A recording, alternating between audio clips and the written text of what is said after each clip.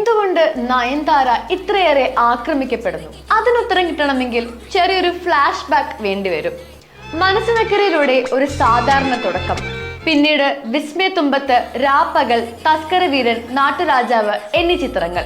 Super താര ചിത്രങ്ങളിൽ നായികയായി, പക്ഷേ താരപദവി ഇല്ല. പദവി രീതിയിൽ തമിഴിലേക്ക് ചുവടുമാറ്റം. ചന്ദ്രമുഖിയിൽ രജനീകാന്തിന്റെ നായികയായപ്പോൾ സംഭവിച്ചത് ടേണിംഗ് നമ്പർ 1.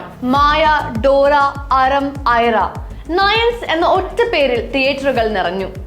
ഒരു നായിക നടി നായക നടന്മാരെക്കാൾ മാർക്കറ്റ് വാല്യൂ സ്വന്തമാക്കുന്നതും അത് നിലനിർത്തുന്നതും ഇന്ത്യൻ സിനിമയിൽ അപൂർവം. ആ അത്ഭുതം പുതിയ തലമുറ കാണുന്നത് നയൻതാരയിലൂടെയാണ്.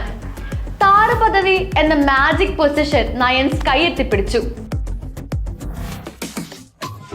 ഒരു നായിക സ്വന്തം കരുത്തിൽ ബോക്സ് ഓഫീസ് വിജയങ്ങൾ നേടുന്നത് പുരുഷ താരങ്ങളെ മാത്രം വാഴ്ത്തി ശീലിച്ചവർക്ക് സഹിക്കുമോ? അവർ ആക്രമണം ആരംഭിച്ചു. പ്രണയത്തിന്റെ പേരിൽ, പ്രണയ തകർച്ചകളുടെ പേരിൽ. വിവാദങ്ങളൊന്നും നയൻസിന്റെ താരമൂല്യം കുറച്ചില്ല. രാജാ റാണിയിലൂടെ വീണ്ടും ഒരു ഗംഭീര ഹിറ്റ്. അവിടെ നിന്നിങ്ങോട്ട് വിജയ ചിത്രങ്ങൾ വീണ്ടും. ഇടയ്ക്ക് മലയാളത്തിൽ വന്നും സൂപ്പർ ഹിറ്റ് അടിച്ചു. വിജയയാത്ര ഹിന്ദി വരെ എത്തി, അതും കിങ് ഖാനിനൊപ്പം.